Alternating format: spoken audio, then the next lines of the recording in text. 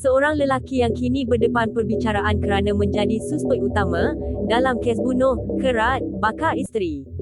Dia juga mengaku sedia menerima hukuman mati atas kesalahannya.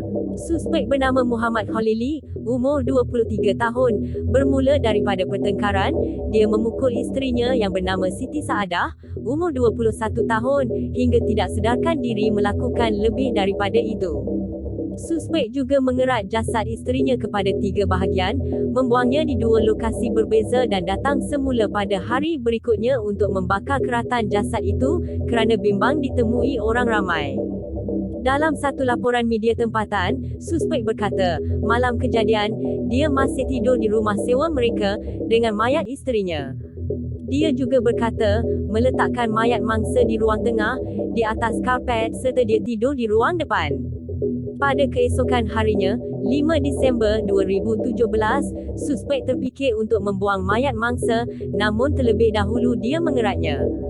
Suspek memberitahu sama sekali tidak menyangka, dirinya sanggup membunuh isteri sendiri sekejam itu dan dia juga meminta maaf kepada ibu bapa. Suspek yang bekerja sebagai pembantu pejabat, sebelum ini pernah mendakwa, dia bertindak sedemikian kerana tidak tahan dengan desakan isterinya yang mahu dibelikan kereta.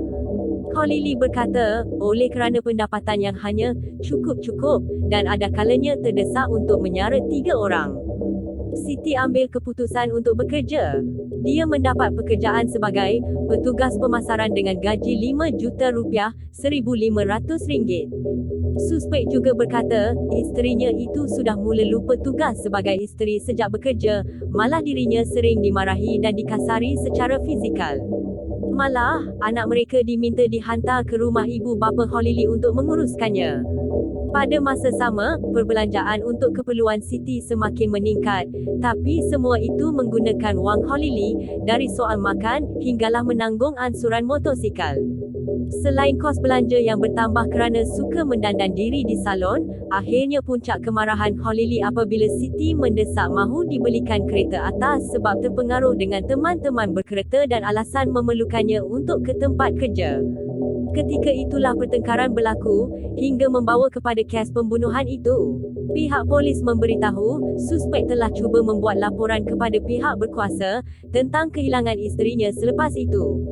Oleh kerana terdapat banyak kecurigaan dalam laporannya, pihak polis telah menubuhkan pasukan siasatan khas untuk membongkar dan menyelesaikan kisah pembunuhan tersebut.